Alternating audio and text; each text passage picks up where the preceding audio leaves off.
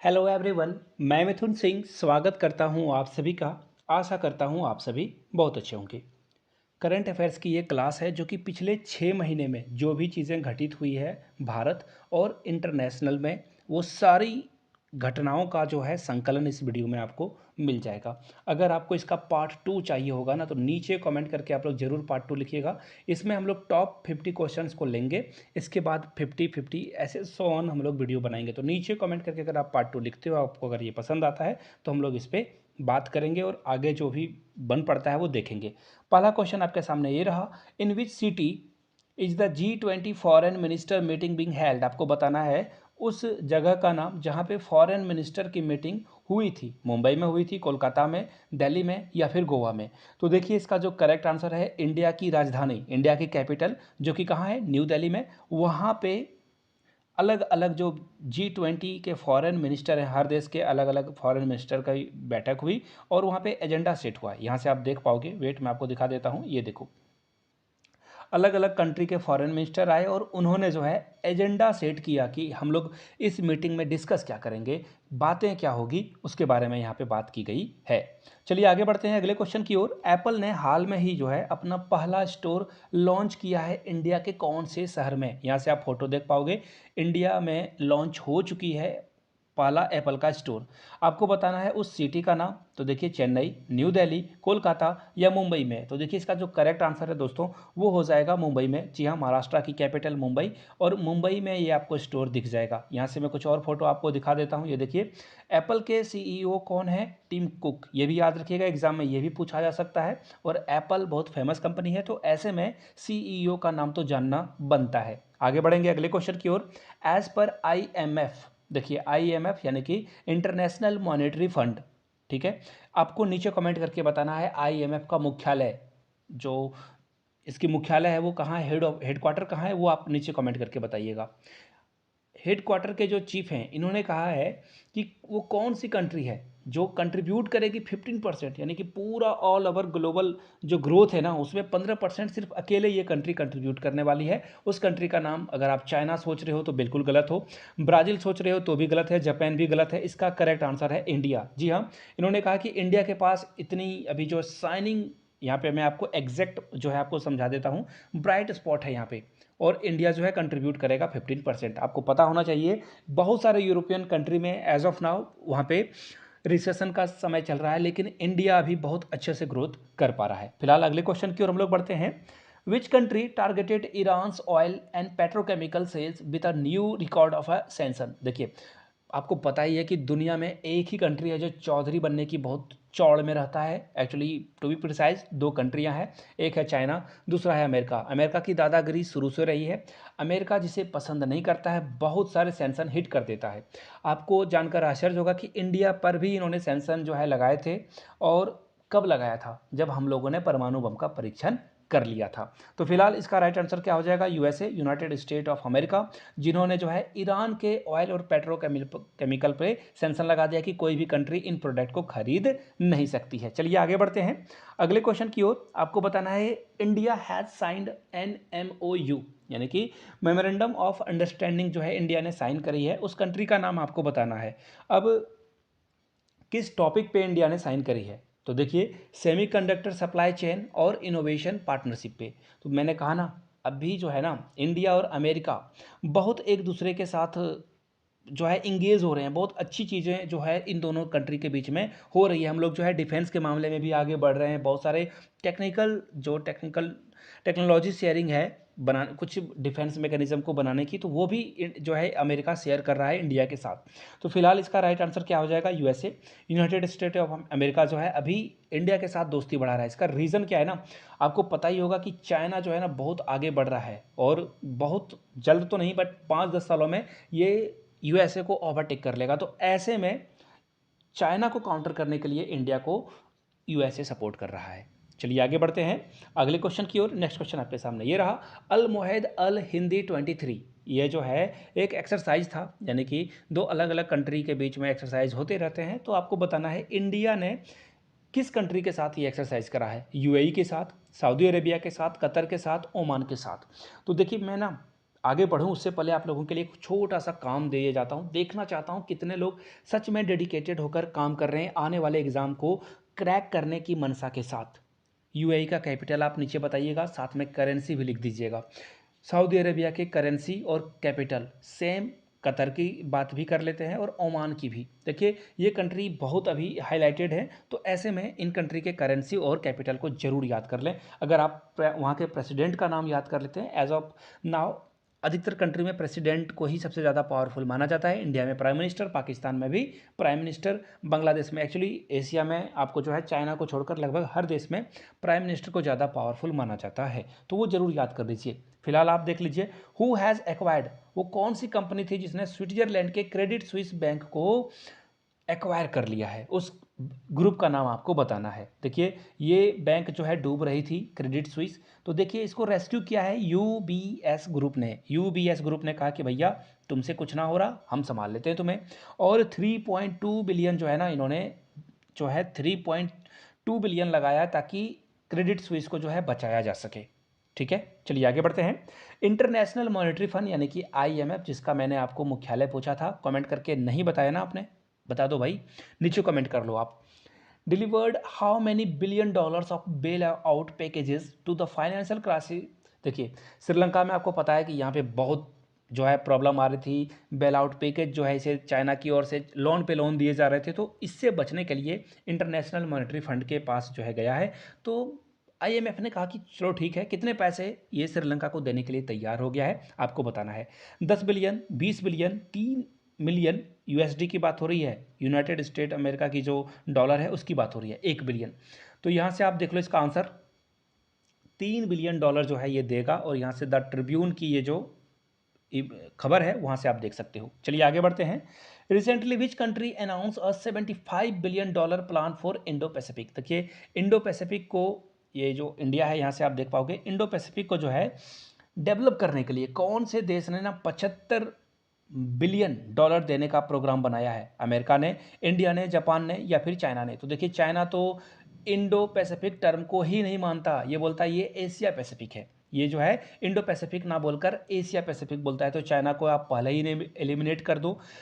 बात रही इंडिया की, तो इंडिया इतना पैसे अभी लगाना नहीं चाहेगा, यूएसए और जापान में मामला फंसता है। लेकिन राइट आंसर इसका जापान होना चाहिए। देखिए एक्चुअली जापान बोला जाता है इसे, जापान नहीं, जापान, हिंदी में जापान, इंग्लिश में जापान। तो Japan announces 75 billion new plan to, यहाँ से आप देख पाओगे राइट आंसर क्या हो जाएगा।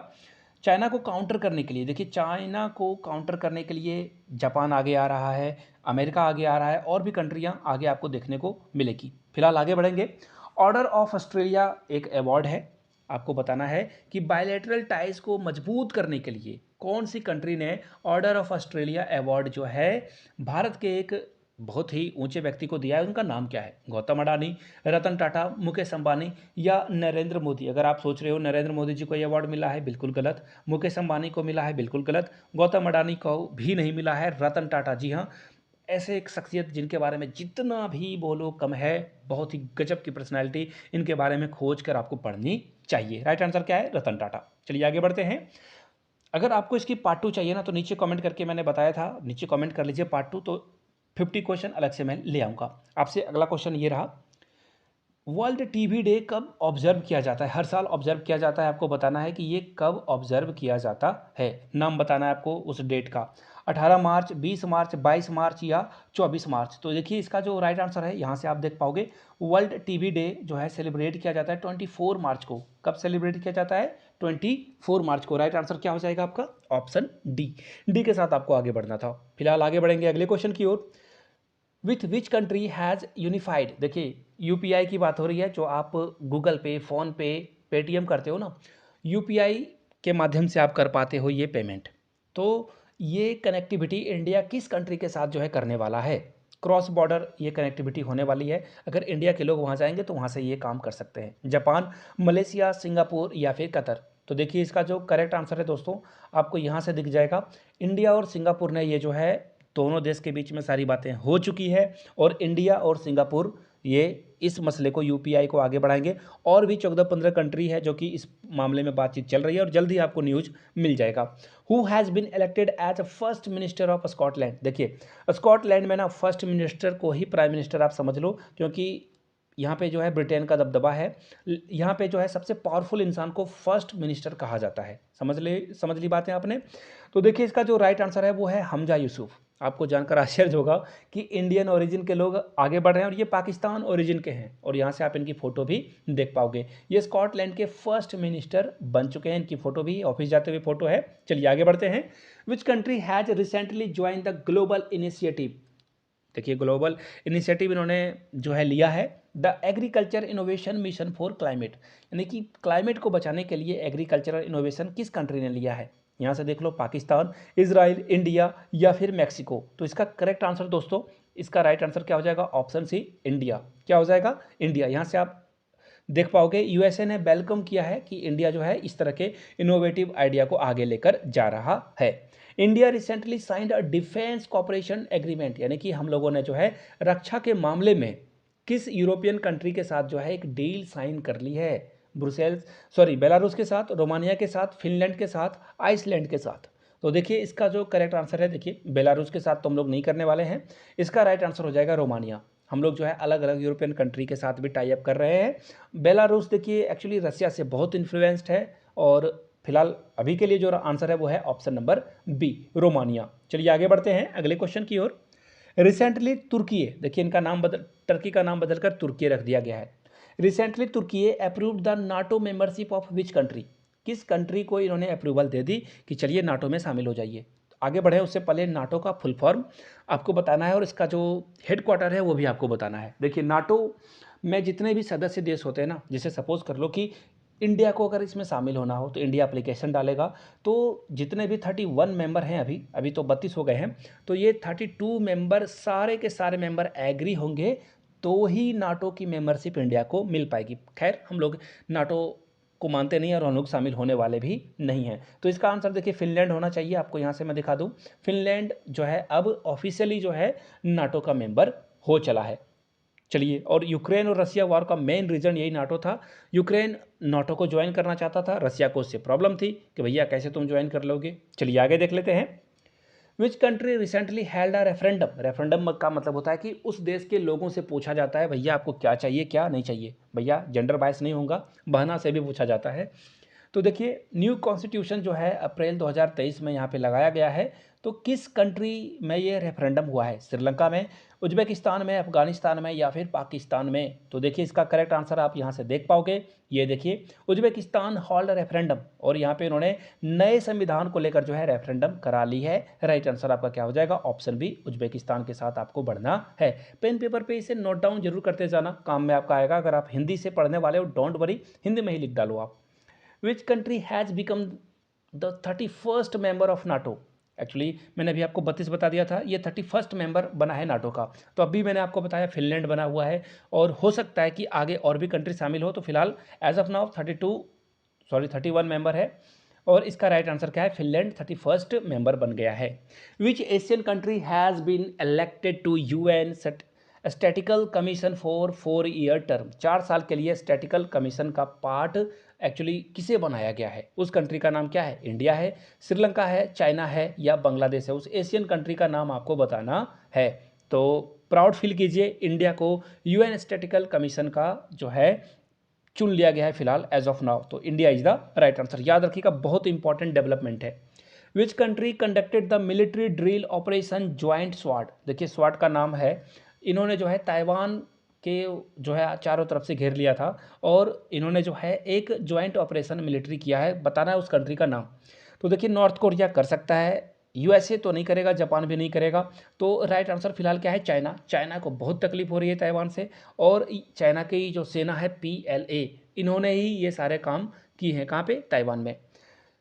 एक्सटर्नल अफेयर मिनिस्टर, जी हाँ, विदेश मंत्री को एक्सटर्नल अफेयर मिनिस्टर कहा जाता है, जो कि एस जयशंकर हैं।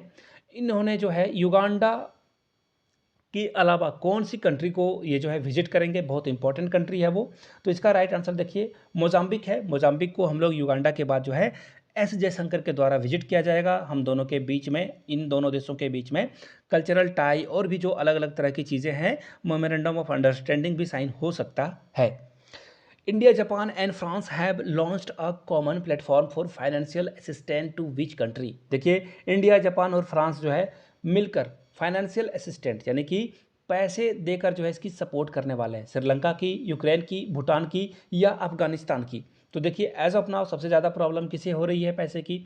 जापान, इंडिया और फ्रांस मिलकर श्रीलंका को जो है क्रेडिट देंगे ताकि श्रीलंका अपने पैरों पे खड़ा हो सके और फिर ये इंश्योर करेंगे कि चाइना के पास ये ना जाए।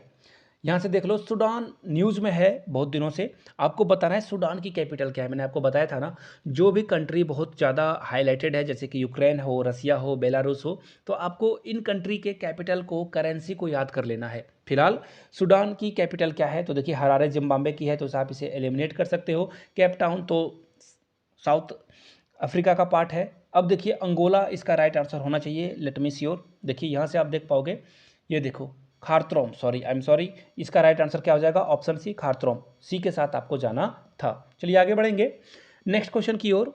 ब्रिक्स समिट 2023 में हुआ है। आपको बताना है कि ये ब्रिक्स जो है समिट होने वाला है, इसे कौन जो है होस्ट करने वाला है, कौन इसकी मेजबानी करेगा? साउथ अफ्रीका, इंडिया, चाइना या ब्राज़ील? तो इसका राइट आंसर इंडिया है। और इंडिया में जो पाकिस्तान के फॉरेन मिनिस्टर आए हुए थे, है ना, और उनको थोड़ा कोल्ड शोल्डर दिया गया, यानी कि बहुत गर्मजोशी से उनका स्वागत नहीं किया गया, नमस्ते करके उनको बोल दिया गया। देखिए पुतिन अरेस्ट वांट, देखिए ये इसका राइट आंसर क्या है? फिलहाल ए है, यानी कि साउथ अफ्रीका, सॉरी।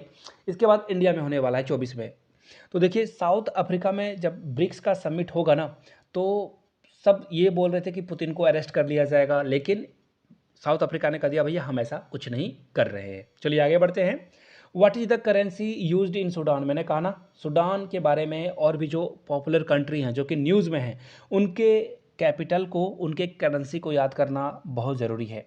तो रुपी तो होने से रहा, डॉलर, पाउंड या फ्रैंक? तो इसका राइट आंसर यहाँ से आप देख पाओगे, सूडानियन पाउंड कहा जाता है इसे। तो राइट आंसर क्या हो जाएगा? Option B. सूडान की जो कैपिटल है वो है, क्या है? अभी मैंने आपको बताया था। यहाँ से देख लो, वेट, ये देखो खारतूम है इसका कैपिटल। चलिए आगे बढ़ते हैं। अगला क्वेश्चन आपके सामने ये रहा। यूएसएसआर के पहले चेयरपर्सन कौन थे? व्लादिमीर लेनिन, स्टालिन या फिर मिखाइल या फिर कोई नहीं? तो देखिए इसका जो राइट आंसर है यहाँ से देख पाओगे, the life of the first and last president of Soviet union, और इनकी डेथ हो चुकी है। तो राइट आंसर आपका क्या हो जाएगा? यहाँ से देख लो आप इनकी इमेज को, ये द वायर की एक आर्टिकल है जिसे आप पढ़ सकते हो। राइट आंसर आपका क्या हो जाएगा? Option C is the right answer. चलिए आगे बढ़ेंगे अगले प्रश्न की ओर। अंडर कोप इंडिया 2023 कौन से स्टेट ने एयरफोर्स की इंडिया और अफ्रीका की पार्टनरशिप हुई थी, वो कहाँ पे हुई थी? आपको ये बताना है। वेस्ट बंगाल में हुई थी, उत्तराखंड में, लद्दाख में या फिर राजस्थान में? तो देखिए इसका जो राइट आंसर है दोस्तों, Cope India 2023 US India joint air exercise ends with the, देखिए या ये देख लो, बंगाल के कालीकुंडा में ये हुआ था। राइट आंसर आपका क्या हो जाएगा? Option A. चलिए आगे बढ़ेंगे। आपको बताना है TELEOS-2 ये लॉन्च किया गया है प्राइमरी सैटेलाइट PSLV के द्वारा। ये कौन से कंट्री को बिलोंग करता है? यूएई का, इजराइल, सिंगापुर या फिर बांग्लादेश? तो इसका राइट आंसर सिंगापुर होना चाहिए। फिर भी मैं देख लेता हूँ, वेट अ मिनट। देखो ये रहा सिंगापुर।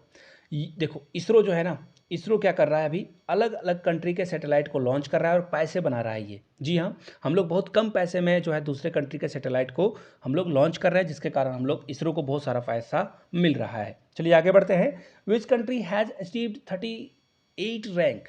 आपको बताना है लॉजिस्टिक परफॉर्मेंस इंडेक्स में वर्ल्ड वाइड। देखिए लॉजिस्टिक परफॉर्मेंस यानी कि एक सामान को दूसरे सामान तक ले जाने के लिए जो ट्रैकिंग होती है, जो समय पे कब पहुंचेगा और जो समय दिया गया है अगर उससे पहले पहुंचता है तो उसे अच्छी रेटिंग दी जाती है। तो आपको बताना है कि कौन सी कंट्री को 38 रैंक मिली है, चाइना को, इंडिया को, बांग्लादेश को या श्रीलंका को? तो इसका राइट आंसर देखिए क्या है? ऑप्शन बी, इंडिया ने 38 रैंक अचीव करी है और हम लोगों को बहुत आगे जाना है, यानी कि राइट आंसर क्या हो जाएगा? इंडिया। चलिए आगे बढ़ते हैं।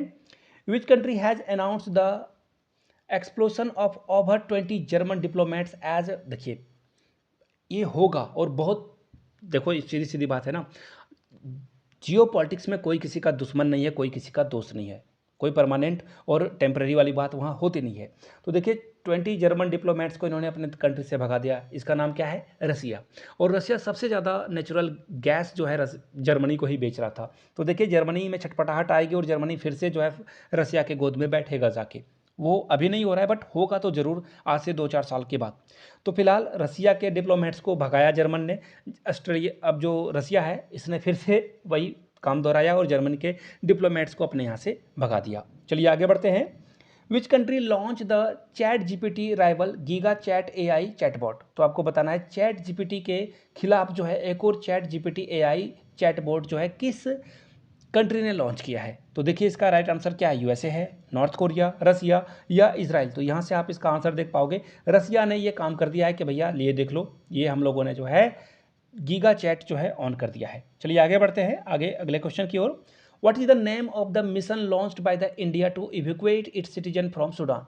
सूडान से इंडिया के स्टूडेंट को इवैक्यूएट यानी कि बाहर निकालने की प्रोसेस शुरू कर दी गई है। इस ऑपरेशन का नाम क्या है, ऑपरेशन अफ्रीका, एयरलिफ्ट, कावेरी या Modi.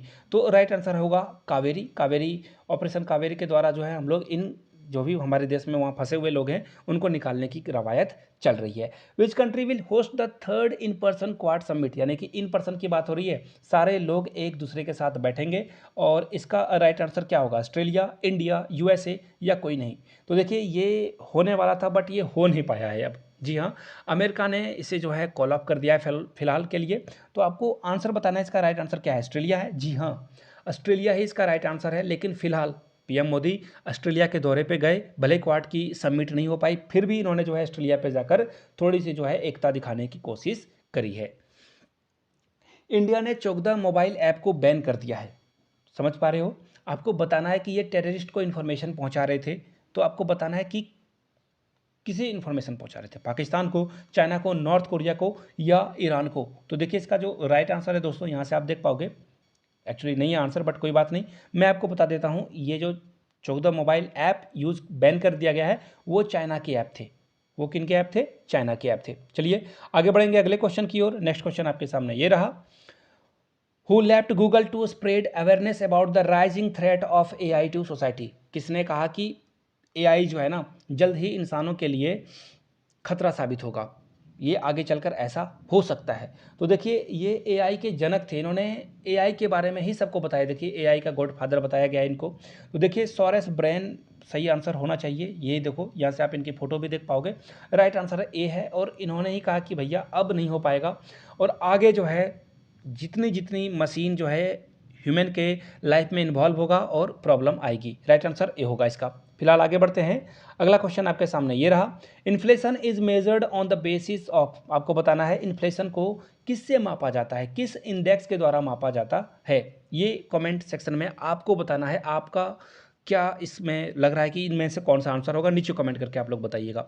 Washington declaration is a bilateral agreement. आपको बताना है कि वाशिंगटन डिक्लेरेशन जो है किस किस कंट्री के बीच हुआ है, इंडिया, यूक्रेन, साउथ कोरिया या फिर ऑस्ट्रेलिया के बीच। तो यहाँ से आप देख पाओगे, वेट मैंने यहाँ से हटा दिया है, यहाँ से देख लो, किंग जोंग यूंग, ये आप यहाँ से देख पाओगे। वाशिंगटन डिक्लेरेशन यानी कि साउथ कोरिया की बात हो रही है। किसकी बात हो रही है, साउथ कोरिया की। राइट आंसर आपका क्या होगा, ऑप्शन सी, साउथ कोरिया के साथ आपको जाना है। फिलहाल हम लोग जाएंगे अगले क्वेश्चन की ओर। नेक्स्ट क्वेश्चन आपके सामने ये रहा। डिंग लिरेन रिसेंटली जो है वर्ल्ड चेस चैंपियनशिप बने हैं, ये किस कंट्री से आते हैं। आपको उस कंट्री का नाम बताना है, रसिया, साउथ कोरिया, चाइना या फिर जापान। तो यहाँ से आप इनकी फ़ोटो देख पाओगे और यहाँ से देखो ये फ़ोटो आपको दिख रही होगी, ये कंट्री का झंडा भी आपको दिख रहा है।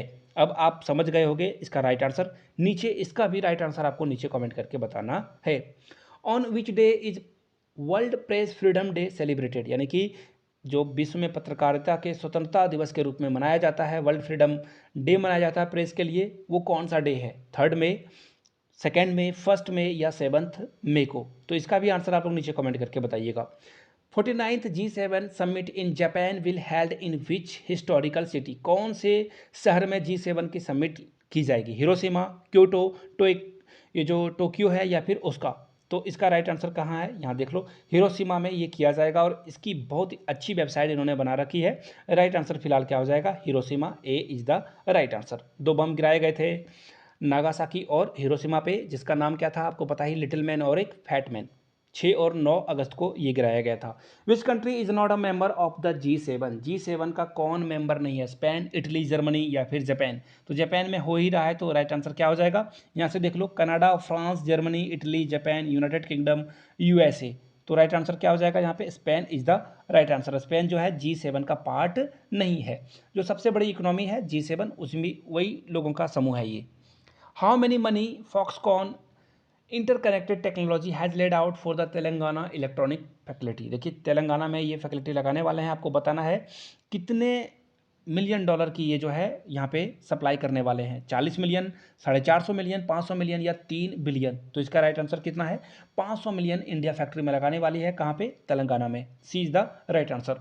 Which country withdraw from Quad in 2008 taking it to the, देखिए किस कंट्री ने 2008 में जो है विड्रॉ कर लिया था क्वाड से। तो इसका राइट आंसर क्या है, यहाँ से आप देख पाओगे, a mistake to have a walkout, Australian जो कि बाहर निकल गए थे, ऑस्ट्रेलिया ही इसका राइट आंसर होगा। लेकिन बाद में इन्होंने रिग्रेट किया कि भैया गलती हो गई, माफ़ी दे दो। चलिए आगे बढ़ते हैं हम लोग माफ़ी देकर। PM Modi will Zelensky for the first time since Russia's invasion in which country. PM Modi Zelensky से मिलेंगे पहली बार जब ये रसिया यूक्रेन वॉर हुआ है उसके बाद। तो आपको बताना है कहाँ मिलने वाले हैं, यूएसए में, जापान में, ऑस्ट्रेलिया में या न्यूजीलैंड में। तो इसका राइट आंसर क्या हो जाएगा, हिरोशिमा G7 की जब मीटिंग होगी। अब बोलोगे इंडिया तो G7 का पार्ट नहीं है, तो देखिए इंडिया एक ऑब्जर्वर कंट्री है यहाँ पे। राइट आंसर आपका क्या हो जाएगा, ऑप्शन बी, जापान में ये दोनों मिलेंगे। Which planet has been declare to have the most satellite with the 145 moons. देखिए 145 मून है इसके, और इसे जो है डिक्लेयर कर दिया गया सबसे ज़्यादा इसके पास क्या है, सैटेलाइट है। राइट आंसर इसका क्या होगा, यहाँ से आप देख पाओगे ऑप्शन डी, सैटर्न, यानी कि डी के साथ आपको जाना है शनि, इसका राइट आंसर हो जाएगा। चलिए आगे बढ़ते हैं अगले प्रश्न की ओर। अगला प्रश्न आपके सामने ये रहा, ग्रेट ग्रैंडफादर ट्री जो है वो किस कंट्री में है, इंडिया में, चाइना में, रसिया में, यूएसए में या फिर चिले में। तो इसका राइट आंसर आप देख पाओगे चिले में ये जो पेड़ है, और सबसे बड़ा ये जो है बहुत ही पुराना पेड़ है, और ये सीक्रेट बहुत सारी चीज़ें यहाँ पे छुपी हुई है। Which country has expressed it's interest in joining India's UPI. मैंने कहा ना बहुत सारी कंट्री है जो कि यूपीआई को ज्वाइन करना चाहती है। मैंने सिंगापुर का एग्जाम्पल आपको पहले बताया था, यूएसए, चाइना या फिर जापान। तो यहाँ से आप देख पाओगे, ये देख लो, नॉर्थ कोरिया तो ज्वाइन करने से रहा, यूएसए के पास अपनी है, जापान इसका राइट आंसर हो जाएगा। आगे और भी यूएई वगैरह आपको देखने को मिल जाएंगे। जापान होस्ट करने वाला है 2024 में, जापान 2023 में जो है G7 समिट को होस्ट करने वाला है। 2024 में कौन सी कंट्री जो है इसे होस्ट करने वाली है, तो यहाँ से आप इसका आंसर देख पाओगे ऑप्शन बी, यानी कि इटली। राइट आंसर क्या हो जाएगा इसका, इटली में जो है अगला G7 समिट 2024 में होगा। अगला क्वेश्चन आपके सामने ये रहा, व्लादिवोस्तोक पोर्ट जो कि बहुत न्यूज़ में था रिसेंटली, आपको बताना है ये किस कंट्री में है, यूक्रेन में है, रसिया में है, बेलारूस में है या फिर जापान में है। तो रसियन, यानी कि रसिया में ये आपको दिख जाएगा, यानी कि राइट आंसर इसका क्या होगा, रसिया। चलिए आगे बढ़ते हैं अगले क्वेश्चन की ओर। India USA military trade to touch, आपको बताना है कि इंडिया और यूएसए कितना व्यापार करने वाले हैं, और इसकी जो धनराशि है वो कितने बिलियन को टच करने वाली है, 10, 25, 8 या 19। तो इसका भी आंसर आप लोग नीचे कमेंट करके बताइएगा। चलिए आगे बढ़ते हैं अगले क्वेश्चन की ओर। Which country has unveil a $17 billion project, आपको बताना है वेस्ट एशिया में ये होने वाला है, यूरोप से। तो आपको नाम बताना है उस कंट्री का, इंडिया, इराक, यूएसए या फिर इजराइल। तो इराक जो है 17 बिलियन ट्रांसपोर्टेशन प्रोजेक्ट लिंक करने वाला है Asia to Europe. Right answer क्या हो जाएगा, इराक, ऑप्शन बी। अगले प्रश्न की ओर बढ़ते हैं। Which country successfully test launch the Kheibar new generation ballistic missile, किसने ये किया है, पाकिस्तान ने, अफगानिस्तान ने, सऊदी अरेबिया ने या फिर ईरान ने। तो इसका राइट आंसर क्या होगा, ईरान, ऑप्शन डी। आखिरी क्वेश्चन देख लेते हैं, इसके बाद अलग से एक और वीडियो अगर आपको चाहिए होगी तो पार्ट 2 नीचे कमेंट कर दीजिएगा। विच country has recently announce a new law against LGBTQ, किस कंट्री ने कह दिया कि भैया तुम्हारे खिलाफ हम लोग कानून लाने वाले हैं, ये काम इस देश में नहीं चलेगा। यूक्रेन ने, इजराइल ने, युगांडा ने या फिर ब्राज़ील ने। तो युगांडा ने यहाँ पे LGBTQ के खिलाफ जो है प्रदर्शन किया और एक नया बिल ला दिया है। फिलहाल ये वीडियो अगर अच्छी लगी हो तो अपने दोस्तों, रिश्तेदारों तक इस वीडियो को जरूर शेयर करें, साझा करें। Thank you so much for watching this video. Have a good day.